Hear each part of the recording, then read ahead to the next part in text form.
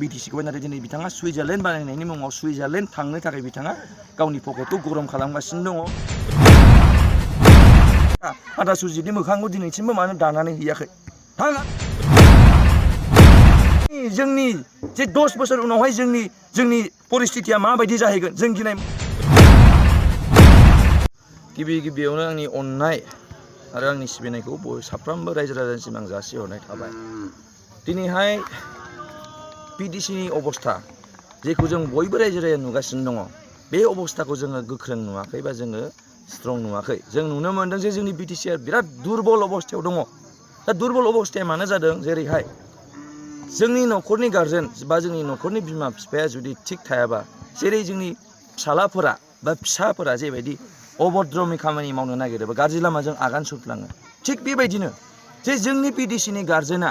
बा जोंनि बिटिसिनि राजाया थिग नङैनि थाखाय जोंनि बिटिसिनि रायजो राजाफ्रा दिनै दुरबल जानांदों। बेखौ नुनाहाय दिनै जों सानदों, जों गोबां नायदोंमोन, जोङो दिनैहाय BPFआव जयेन जानायनि सिगां जोङो गुबुन पलिटिकेल पार्टिजों गैयामोन। नंगौ, बेक्तिगत मानसि हिसाबै जोङो सोरखौबा पार्टिखौ सापर्ट खालामो, नाथाय जोङो पलिटिकेल पार्टियाव हाबथ'नाय अबस्थायाव जों गैथ'वामोन। जों नायदों बिटिआर एकर्ड जानायनि उनावहाय जेब्ला जोङो दफाफोरखौ फरायदों, बे समाव नायदों आरो जों बुजिदों आरो जों मोजां मोनदोंमोन जे बिटिसि एकर्ड जानायनि उनावहाय जेसेबां डेभेलपमेन्ट जानांगौ जोंहा जाबाय। लामानिफ्राय लानानै दालांसिम जोंनि इनस्टिटिउसन सेक्टरावबो जोंना जानांगौ परिस्थितिया जोंना जाबाय बिटिसि एकर्डनि उनावहाय। दिनैहाय बिटिआर एकर्ड जानायनि उनावहाय जुदि एक्स एनडिएफबि आदामोनहा जुदि जेलनिफ्राय गगोनबा, जुदि एक्स एनडिएफबि आदामोननि थाखाय जुदि साख्रि मोनगोनबा, बा जुदि एक्स रुंसारि जालांनाय जाय बिथां मुंख्लंमोन दङ, जुदि बिथांमोननि न'खरा माबा मोनसे सेटेलमेन्ट मोनोबा जोंनि बर' रायजो राजानि थाखाय बे बिटिआर सुक्तिया मोजां होनना जों सानबाय थादोंमोन। आरो बिनि उनाव जेब्ला प्रमद बर' सरकार फैबाय, जों आरोबाव साबसिन मोनदोंमोन जे नंगौ, जोंनि दिनैनि बिटिआर एकर्डखौ दैदेननाय प्रमद बर' बिथाङानो जुदि दिनै गावनो बिटिसिनि चिफ जाबायब्ला रायजो राजानि थाखाय मोजां खामानि मावगोनखौ जों निस्सय नुदोंमोन आरो जों नेबाय थादोंमोन। नाथाय जोंनि बिटिसिआवहाय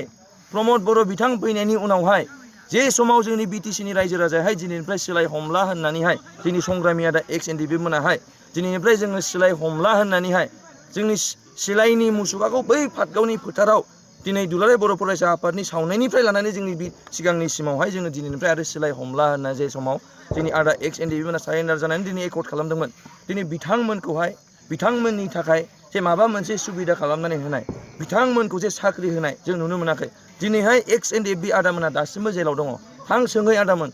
बै बिमा दुखुनाव सोंहै जायनि फिसालायाहाय 20 बोसोरनिफ्राय दिनैसिमबो जेलाव दङ। बै बिफा बोरायनाव सोंहै जाय दिनै गावनि फिसालाखौ मुंख्लं जानाय नुहैदों। बै बिमा बुरिनाव सोंहै जाय दाख्लैसो बै बिफा बोरायनाव सोंहै जाय दाख्लैसो बिटिआर एकर्ड जानायनि उनावहाय सासे एक्स एनडिएफबि सानै आदा जोंसार आदा जनक जे गावथार जादोंमोन, बिनि बिफा बोरायनाव सोंहै जे आयं, नोंथाङा दिनैहाय नोंथांनि फिसालाखौ नोंथाङा रुंसारि जालांनाय नुलांबाय, नोंथाङा लुगैयामोन नामा जे नोंथांनि फिसालायाबो साख्रि मावनानैहाय दिनै नोंथांनि न'खरखौ नायनाय लुगैयामोन नामा? सोंहै आदामोनाहाय। दिनै बे आयंनि दुखुआव बे गोसोआव माबायदि दुखु जानानै दङ जों रायजो राजाया बुजिनांगोन। बेबायदि परिस्थितिखौ सोर लाबोदों? दिनैहाय जोङो आसाम पुलिसनि गुलिनिफ्राय जोङो उद्धार जानो थाखाय जोङो दिनै आन्दलन खालामदोंमोन आरो जों सुक्ति खालामदोंमोन जाहाथे जोंनि बर'नि बिर जोहोलावफोराहाय आसाम पुलिसनि गुलिनि शिकार दाजाथोंसै होननानै जोङो दिनै बिटिआर एकर्ड बड' पिस एकर्डखौ खालामदोंमोन। नाथाय जुदि दिनै जोंनि प्रमद बर' साराहाय जुदि थारैनो जुदि बिटिसिनि रायजो राजानि थाखाय सानमारदोंब्ला, थारैनो जुदि दिनैहाय एनडिएफबि आदामोननि थाखाय सानदोंबा, बे एक्स एनडिएफबि आदामोनखौ दिनै मानो बिटिआर एकर्ड जानायनि उनाव मानो गावथारहोबावखो? आरो दिनैहाय गावथारनायनि उनाव जों सावरायदोंमोन, जों रायजो राजाया डिमान्ड खालामदोंमोन जे प्रमद बर' सार, जुदि एकर्डनि उनाव जुदि साख्रि मोनखानांगौआनो दङब्ला नैबे गावथार जानाय जे मोननै न'खर दङ, आदा जोंसार आरो आदा जनकनि न'खरनि थाखाय माबा मोनसे खालामना होदो बा साख्रिखौ एडभान्स होग्रोदो। बे समावहाय जों मिन्थिनो मोन्दों जे केजुवेल साख्रि होगोन होननानैहाय, जे केजुवेल साख्रिया माब्लाबाबो सरकारि जाया। आरो बेयाव जोंना बांसिन मोनसेयाव दुखु नांबावदों जे गावथार जानाय आदा जोंसारनि जाय बिसि, आंगो बिसि, बिथाङाबो सासे एक्स एनडिएफबिमोन बाजैयाहाय। दिनैहाय 17-18 बोसोरावहाय जे समावहाय गावनि बिमा बोराय बुरैनो ओंखाम संना होनांगौ, जे समावहाय गावहा एसे उनावहाय हाबा जाना गावनि न'खर संसार गथ' गथाय खांनांगौनि दायित्व सुदोंमोन, बे समावहाय दिनै बे आदा जोंसारनि बिसि बाजैयाहाय दिनै गावनि न'खरखौ दसे दोनथ'नानै दिनै हाग्रायाव थांनानै दिनै संग्राम खालामहैफादोंमोन। दिनै मानो खालामदों? जाहाथे जेबायदि जोंनि बर' हारिया नासयजायो गादबजायो मुगैजायो जों गुबुनजों बै समाव आयं मोना खोन्थानोसो रोंगौ दा दानि आयं बोराय बुरैफोरा मोनसिखौ जाय खस्थ' मोनबोदों बुङोमोन बै समावहाय जोङो खदैबो मुजुला जायोमोन ट्रेन गाखोनो सान्ति गैयानो गुवाहाटियाव थांनो सान्ति गैया माहायबा गुवाहाटियाव थांनानै फरायहैनो सान्ति गैया जेरावबो गादब जानाय बेफोरनि थाखाय उद्धार जानो थाखाय बा रैखा खालामनो थाखाय दिनै बै जोंनि बर' बिमा जाय दिनैहाय गावनि बिमा बिफाखौ फुजिनांगौ समाव दसे दोनथ'नानैहाय दिनै हाग्रायाव थांना संग्राम खालामहैफादोंमोन दिनै बिथांनो दिनै मारै 4 ग्रेड केजुवेल साख्रि जासिखो जे साख्रिया दरजा फांनाय जे साख्रिया दरजा खुलिनाय टेबोल फुगारनाय खोरखि फांनाय दै लाबोना होफैनाय हासिब साख्रिखौ सासे एक्स एनडिएफबि जायनि फिसायाबो एक्स एनडिएफबिआव आरो गावथार जाबावनाय बेफोरबायदि बिथांनो दिनै जोंनि प्रमद बर' सारनि नेतृत्वआवहाय दिनै इउपिपिएल सरकाराहाय दिनै बे एक्स एनडिएफबि जाय गावथार जाबाय बिनि बिसियाबो एक्स एनडिएफबिआव बिथांनो दिनै बे बाजैनो मारै दिनैहाय हासिब सिबग्रा साख्रिखौ दिनै प्रमद बर' सारा होनो जासिखो जों गिनाय मोन्दों जे जोंनि जे 10 बोसोर उनावहाय जोंनि परिस्थितिया माबायदि जाहैगोन जों गिनाय मोन्दों जायनि थाखाय आं खावलायनो सानदों रायजो राजा नोंथांमोनखौहाय जे प्रमद बर'आ जुदि थारैनो जुदि बर' हारिनि थाखाय साननाय दङब्ला बा बिदेशिनि आं बर'नि थाखाय बुंग्रोबाय दे जुदि प्रमद बर' साराहाय जुदि बर' हारिनि थाखाय साननाय दंमारोब्ला बै जाय गिबि मुंख्लं सुजित नार्जारि आंनि गामि बाथिपारायाव दङ आदा सुजित नार्जारि मार्टियार सुजित नार्जारिनि जे मार्टियार समावहाय दिनैसिमबो मानो आदा सुजितनि गांसे फट'खौनो दिनै आदा सुजितनि मार्टियार देयाव खुलिबाय थायो दिनैसिमबो मानो जे 1,50,000 बा 1.5 लाखजों जानाय मोनसे अन्थाइनि मुसुखा आदा सुजितनि मोखांखौ दिनैसिमबो मानो दानानै हैयाखै थां आदा मोनाहाय बै बाथिपारा गामिनि लामा सेरावहाय मोनसे फाख्रि गिदिर दंफां दङ बिनि खाथियावहाय आदा मार्टियार सुजित नार्जारिनि मोनसे मुंख्लं खाम्फा दङ बेयावहाय दिनै गावनो आन्दलनकारि जाय दिनैहाय आदा सुजितआ बड'लेण्ड मुभमेन्टनि गिबि मुंख्लं मार्टियार सुजित नार्जारि जाय दिनै बड'लेण्ड आन्दलन खालामनायाव गिबि मुंख्लं जादोंमोन दिनैहाय बे प्रमद बर' सारा एथ'ग्राब आन्दलनकारि मानसिया दिनै बर' हारिनि थाखाय इसेबां सानग्रा मानसियाहाय जुदि बर' हारिनि थाखाय दासिमबो साननाय दंबावोब्ला दिनै बे आदा सुजितनि मार्टियार समाव दिनैसिमबो मानो अन्थाइ मुंख्लं मानो आदानि थाखाय लुनानै हैयाखै दा बेफोरखौ नुनानैहाय जों लाइमोनफ्रा गिनाय फैदों आरो जोंनि रायजो राजाबो गिनाय फैदों जे प्रमद बर' सारा बै समावहाय इसेबां गिदिर बाथ्रा बुंबाय दिनै हाग्रामा सारा मोनसे खोथा बुङोमोन प्रमद बर'आहाय बिडिसिनि चिफ जानो थाखायसो आन्दलन खालामदों बे समाव जों हाग्रामा सारखौ रागा जोनोमोन ओइ हाग्रामा सार नोंथाङा पलिटिक्सनि मानि पलिटिक्स खालामबाय था जोंनि आन्दलनकारि बिथांमोनखौ नोंथाङा जेबो दाबुं नोंथाङा पलिटिक्सनि मानसि जों आन्दलन खालामनांगौ जों आन्दलन खालामगोन बे समाव रोजा लाख जोंनि बर' रायजो राजायाहाय दिनै राजा लामा जथेहैदोंमोन रेल साइडजों जथेहैदोंमोन दिल्लीयाव थांनो थाखाय एसे एनै फैसा खांनानै हरदोंमोन हराखै होनबा दा हरदोंमोन दिनै दाउ फाननानै दिनै एमाव देनानै दिनै आंना बुंनाया भुल जानाय नङा सोरबा जौ फाननानैबाबो दिनैहाय आन्दलनाव एसे कन्ट्रिबिउसन होबोदोंमोन दिनै बे आन्दलनकारि बिथांमोननि थाखाय दिनै जोंनि प्रमद बर'आ मा खालामदों बिटिआर एकर्डनि उनावहाय जे बिडिसि सरकार आमार इउपिपिएल सरकाराहाय परिबर्तन नाम लानानै दिनै बिटिसिआव गभर्नमेन्ट दाबाय नाथाय नोंथांमोननि परिबर्तना बे दाउ फिसिनाय अमा फिसिनाय बोरमा फिसिनायानो नामा नोंथांमोननि परिबर्तनाहाय दाख्लै गोबां रायजो राजाया बुंदों जे थार बाथ्राखौ बुंनो थाङोबा बिटिआर एकर्डआहाय दाउ फिसिनायनिसो एकर्ड बिटिआर एकर्डआहाय अमा फिसिनायनिसो एकर्ड बिटिआर एकर्डआहाय दिनै ना फिसिनायनिसो एकर्ड रायजो राजाया बुंदों जे बिटिआर एकर्डआ जुदि थगायजानाय नङाब्ला दिनैसिमबो मानो फंसेबो खुन्थिया गायसनजायाखै दासिमबो बुङो प्रमद बर' सार दाहाय बुंहरगोन बियो सोरबा सोंबा बुंगोन जोंनाथ' हाब्बायना गामिया बिडिसिनि बायह्रानि गामिया हाब्बाय नाथाय 42 गामि हाबदों दिनै हाबनांगौ गामिया दिनै 5,000निफ्रायबो बांसिन गामिमोन नङा होमबा दा दिनै 5,000निफ्राय बिथाङा मारै 41 गामि दिनै सोसनखो बेनो नामा जोंनि प्रमद बर' सारनि इउपिपिएल सरकाराहाय जे परिबर्तननि नाम लानानै दिनै सरकार सालायदोंमोन आदा मोनानाय जे जोंनि बिडिसिआवहाय मोनसे परिबेस फैदोंमोन बैसाग मास समावहाय जे ब्रिडिं सिजन नाया जेब्ला उदैयाव दावदै दं बे समावहाय नाखौ हमबा जुरिमाना होनांगौनो हयथ' जेलाव थांनांगौ नङाबा 10,000 थाखा होनांगौ जों रायजो राजाया बयबो खोनाजोबदों बे जों मानिबाय नोंथांमोना नोंथां प्रमद बर' सार नोंथाङा जुदि नानि जिउनि थाखाय जुदि इसेबां सानदोंबा नानि जिउनि निरापत्तानि थाखाय बा रैखाथिनि थाखाय जुदि इसेबां डिसिखौनो सिन्थाय इएमखौनो सिन्थाय बिथाङा बावहाय लागायना होदों जे नाखौ रावबो दा हमथों होननानै दा नोंथाङा जुदि नानि थाखाय इसेबां प्रटेक्सन होनो हाबायबा नोंथाङा बै आदा एक्स एनडिएफबिनि जिउनि थाखाय मानो प्रटेक्सन होआखै नोंथाङा बै बिमा बुरिनि मेगननिफ्राय जे मोदैजों लुनाय बै मोनसे फिसा थुरिनि न' चिरांनि लावखुरिगुरि आरो चिरांनि अन्यान्य गामियावहाय लुनाय न'खौ जे नोंथांनि सोलिबाय थानाय सरकारनि जे सिबिया जे बिथांमोननि न'खौ जे सिफायहैदोंमोन बे समाव नोंथाङा मानो रैखाथि होनो हायासै जोंनि बिटिसिनि बा बर'नि रायजो राजानि जिउनिफ्राय बांसिन नोंथांनि गुनाहाय नायासो जाहैबाय नामा दिनै नानि गुननिफ्राय बांसिन दिनै बिटिसिनि न' सिफायनायासो जाबाय नामा बिटिसिनि रायजो राजा न' सिफायनाया माब्रै नोंथाङा माब्रै सिफायनो हाखो बै बर' बिमामोनाहाय बेसेबां जों नुदों निउसावहाय गाबै गाबै बुंबाय दं आयंमोन प्रमद बर' बै समाव जोंबो आन्दलन खालामबोनाय मानसि नोंजों रेल साइथिं जथायहैनाय मानसि नोंजोंहाय दिनै जोङो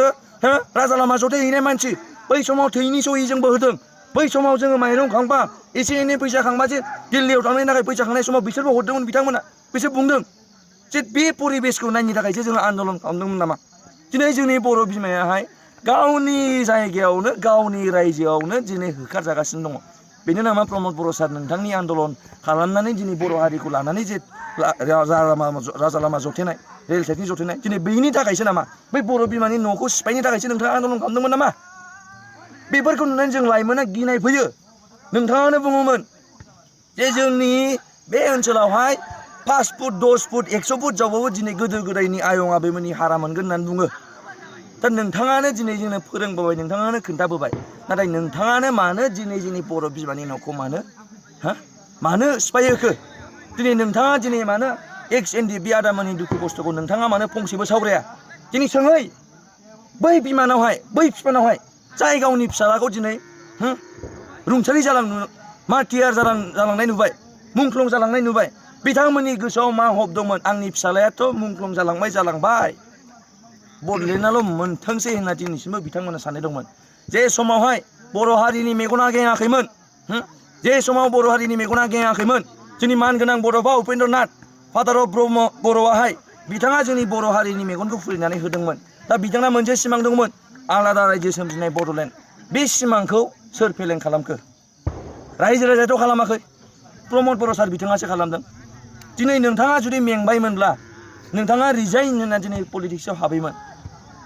नाथाय नोंथाङा मा खालामखो जे बर' रायजो राजायानो मेंथ'बाय होननानै दिनै मोनसे फाइनाल एन्ड कमप्रिहेन्सिभ सुक्ति खालामना फैबाय इन्डियान गभर्नमेन्टजोंहाय बै रायजो राजायाथ' मेङाखैमोन जों मेङाखैमोन आदामोना मेङाखैमोन बै अन्यान्य आन्दलनकारिफोरा मेङाखैमोन नोंथाङा मेंदोंबा नों थाथ'मोन नाथाय नोंथाङा जाय बर' हारिनि मेगनखौ खुलिनानै होदों फादार अफ बड'फानि जे सिमां आलादा रायजो सोरजिनायनि सिमांखौ नोंथाङा मानो सिफायखो दिनै रायजो राजाया बुङो जे बिथाङा गुबुन हारिजों फिदिं जाबाय होननानै बुङो नाथाय आं सानो बिथाङा फिदिं जायाखै बिथाङा गावनो बेक्तिगत हिसाबै बर' हारिनि थाखाय साननाय गैयाखौ दिनै आंल' नङा रायजो राजायानो बुंगासिनो दङ दिनै बिथाङा सरकाराव फैयैनि सिगां सोलोंथाइ बिफानाव बांसिन गोसो होदोंमोन नाथाय माखासे टेट क्वालिफाइड टिचारानो दिनैसिमबो साकरि मोनाखै आरो माखासे भेन्सार स्कुलाबो प्रभिन्सियेलाइज जायाखै बेनि बेलायाव मा बुङो एखे समानै दिनै टेट पास जानाय आसामनिया मोनबाय नाथाय बिटिसिनिया मोनाखै बिटिसिनि बायजोनि टेट पास जानायफ्रा मोनबाय दिनै बिटिसिनि सिंनि थानाय टेट पास जानायफ्रा मोनाखै नङा होमबा आदामा बै समाव प्रमद बर' सारा बुंदोंमोन जे भेन्सार स्कुलफोर दङ बेखौ प्रभिन्सियेलाइज खालामनांगौ दङ जोंहा गासिबो भेन्सार स्कुलखौ प्रभिन्सियेलाइज खालामगोन दिनै बै मास्टार बोरायनि दुखुआवसो मोनथिसिगौ दिनैहाय मा साननानै दङ बै मास्टार बोराया दिनैसिमबो स्कुलाव फोरोंगासिनो दङ जुथा मोनसे बायनो हाया सेन्देल मोनसे बायनो हाया नाथाय मा खालामखो बिथाङा भेन्सार स्कुलफोरखौ सिफायगासिनोसो दङ दिनै सरजाबगासिनोसो दङ दिनै इडुकेसन डिपार्टमेन्टआवहाय 3 कौटि 33 लाख इडुकेसन डिपार्टमेन्टनिफ्राय बाहायदों बिटिसिनि इडुकेसन डिपार्टमेन्टनिफ्राय बाहायदों नलेज फेस्टिभेलाव सोरनो बाहायदों मिडियानो हरनो थाखाय फट'ग्राफिनो हरनो थाखाय फट' खेबनो थाखाय टि सार्ट बायनो थाखाय साफा खालामनो क्लिनिं आरो अनलाइन खामायनो थाखाय दिनै बिथाङा 3 कौटि 38 लाख रां बाहायदों इडुकेसन डिपार्टमेन्टनिफ्राय दिनै 5 कौटि 1 lakh ISPL inter 6 schedule premium league 5 कौटि 1 लाख बाहायदों इडुकेसन डिपार्टमेन्टनिफ्राय दिनैहाय 3 कौटि 7 लाख बे क'क्राझार डिस्ट्रिक्ट KDSCआवहाय ISPL खुंनायनि थाखाय बेवहाय 3 कौटि 7 लाख बाहायदों दिनैहाय 3 कौटि 50 लाख टेम्परारि उदेन गेलारि बानायनो टेम्परारि स्टेज साजायनो ओंखाम जाग्रा न' लुनो दिनैहाय टेबोल चेयार बायनो मानि थाखाय ISPL खुंनो थाखाय बिथाङा 3 कौटि 50 लाख फैसा बाहायदों टेम्परारि दिनैहाय 83 लाख ख' कम्पिटिसन खुंनो थाखाय ख' गेलेनाय बादायारि खालामनो थाखाय ख' खुंनो थाखाय दिनै इडुकेसन डिपार्टमेन्टनिफ्राय सोलोंथाइ बिफाननिफ्राय 83 लाख फैसा बाहायदों मानि थाखाय बै साइनि बाहेरायावहाय लामा लुनो मानसिफोर पाब्लिक थाबायनायनि लामा लुनो आरो गारि दोननो थाखाय VIP गारि दोननो थाखाय पार्किंनि लामा लुनो थाखाय बिथाङा 83 लाख 80 कौटि 3 लाख बाहायदों इडुकेसन डिपार्टमेन्टनिफ्राय सोलोंथाइ बिफाननिफ्राय 52 लाख 53 लाख ISP आव बाहायदों मानि थाखाय ट्रफि बायनो मेडेल बायनो मेगाजिन बायनो आरो अन्यान्य बुस्थु बायनो थाखाय दिनैहाय 50 लाख 2 लाख 53 लाख ISP आव बाहायदों दिनैहाय नेशनेल लेभेल वार्कशप अन स्पर्ट्स गेलेनायावहाय मोनसे वार्कशप खुंदों बेयाव बाहायदों 40 लाख 40 लाख दिनै बाहायदों 2 कौटि 49 लाख मायावहाय दिनै माबायावहाय नलेज फेस्टिभेलावहाय डाइनिं टेबोल बायनो दिनै डाइनिंनि न' लुनो ओंखाम जानो थफि बायनो कारेन्ट बिल हरनो लाइट डेक'रेसन आरो अन्यान्य खामानिनि थाखाय दिनैहाय बाहायदों 2 कौटि 49 लाख जाय बिथांमोना दिनै इउनिभार्सिटिनि बायह्राजों थाबायलाङो एखमबा मोना समावहाय दिनैसिमबो नाय इउनिभार्सिटिनि गेटनि बायह्रायावहाय मालाबा बिथांमोना लाइट नुफैदों नामा जायनि गथ'फ्रा दिनै इउनिभार्सिटियाव MA MSc खालामगासिनो दङ बिथांमोना सों गावनि फिसानावहाय जे नोंथांमोननि इउनिभार्सिटिनि गेटनि बायह्रायाव स्टुडेन्ट दंबानो फा नोंथांमोना सोंहै रायजो राजा सों खाथि खाला ओनसोलाव जुदि सोरबा MA MSc फरायनाय दंबा बड'लेण्ड इउनिभार्सिटियावहाय दिनै कौटि थाखा बाहायबाय 1 कौटि 2 कौटि नङा कौटि थाखा बाहायबाय दिनै बिथाङा इउनिभार्सिटिनि गेटआवहाय दिनैसिमबो मानो 10 लाखजों जानाय दिनै स्ट्रिट लाइट मानो लुनानै होआखै दिनैहाय जाय बर' हारिखौ धर्मनि गेजेरजों जाय फोसावबोदोंमोन दिनै जोंना गुरुदेब कालिचरन ब्रह्म गेटजों हाबनाय लोगो लोगोनो हाबनायनि बड'फानि सानजाहा एसे थांनानै गुरुदेब कालिचरन ब्रह्मनि मोनसे अन्थाइनि मुर्ति दङ बे मुर्तियाव दिनै जोंनि मानगोनां प्रमद बर' साराहाय दिनै मानो लाइट मोनसे लागायना होनो हायाखै समायना रमायना लाइट एसेबां कौटि थाखा बाहायबाय बै भेन्सार स्कुलाव मानो दिनै थिं लागायना होयाखै बै LP स्कुल गिजि जाय दिनैहाय थिं गब्लं दिनै दैज्लां समावहाय अखा सिजानानै दिनै जोंनि बर' फिसाफ्रा फरायगासिनो दङ दिनै बै जोंनि मास्टार सारा फोरोंगासिनो दङ खम बेथन मोननानैबाबो बेथन मोनालासिनो दिनै बे बिथांमोननि स्कुलनि थिङाव मानो दिनै बिथांमोना थिं गिजियाव मानो थिं सोलायनो हायाखै बै स्कुलाव जेरावहाय लोंनो थाखाय कल गैया गाज्रि जादों मानो थाखाय बेयाव फिल्टार लागायनो हायाखै बै मास्टार बोरायनो दिनै जाय 10 बोसोर 20 बोसोरनिफ्राय दिनैसिम भेन्सार स्कुलाव मावबोगासिनो दङ बिथांमोना दाबो सरकारि स्किम 1 लाख 2 लाखबो मोनथाराखै बिथांमोननो जुदि बिथाङा नैबे कौटि इडुकेसन डिपार्टमेन्टनिफ्राय टेम्परारि बुस्थुखौ बाहायनायनिफ्राय जुदि बिथांमोना 2 लाख रांबो हरोमोनबा बिथांमोना गोजोनगौमोन दिनै बिथाङा मा खालामगासिनो दङ इडुकेसन सेक्टरावबो बिथाङा नील आरो दिनै अन्यान्य सेक्टरावबो बिथाङा नील नंखायनो आं दिनैहाय एसेबां बुङालासिनो रायजो राजासिम आं बेखौनो खावलायनो सानदों जे नोंथांमोनहा बे जोंनि जे राजा प्रमद बर' बिथाङाहाय सुइजारलेण्ड बाहायनो बुंदोंमोन बेनि BTC-खौहाय नाथाय दिनै बिथाङा सुइजारलेण्ड बानायनायनि मुङाव सुइजारलेण्ड थांनो थाखाय बिथाङा गावनि पकेटखौ गरम खालामगासिनो दङ आरो गावनि पकेटावहाय लाख फैसा बिथाङा जाख'नानै लागासिनो दङ ओंखायनो आं खावलायो दिनै नोंथांमोनहा बुजिनानैहाय जोंनि सोलिबाय थानाय जाथायफोरखौ नुनानै जाहाथे नोंथांमोना बुजिनानैहाय बै UPPL सरकारनिफ्राय नोंथांमोना हिसाब बियो नोंथांमोना मा मावखो आरो मा मावलांगोन आरो बिथांमोना बुङो हाग्रामा महिला सारा मा मावदों होननानै नोंथांमोना लिरनानै लां हाग्रामा सार लुनाय इउनिभार्सिटि लामा दालां दिनै प्रमद बर' सार बिथाङा सानख'नो हानाय नङा दिनै राजु नार्जारिया बुङो जे फैगौ दानावनो जोङो जोंनि सेन्ट्रेल सेलेक्सन बर्ड CSB बेसेबांबा गोबाव कय मास जाखो दिनै बिथाङा बारे बुंबाय थायो सेन्ट्रेल सेलेक्सन बर्डखौ जोङो थाबैनो होसिगोन 5,000 लाइमोननो साख्रि होगोन बिथांमोना जेबायदि थगायबाय थायो बेखौ नुनानै जों रायजो राजाया आरो बिसास गैला आरो बयबो हाजार लोब रायजोफ्रा दिनै BPO जगदान जागासिनो दङ आरोबाव फैबाय थानाय दिनाव जगदान जाबाय थागोन आरो फैगौ MP इलेक्सनावहाय MLA इलेक्सनावबो आरो जोंनि MCL इलेक्सनावबो जोंनि हाग्रामा सारनि दैदेननाय BPF पार्टिया जै जगथ' जागोनखौ जोंनि रायजो राजायानो आशीर्बाद होगासिनो दङ गोजोनथोंसै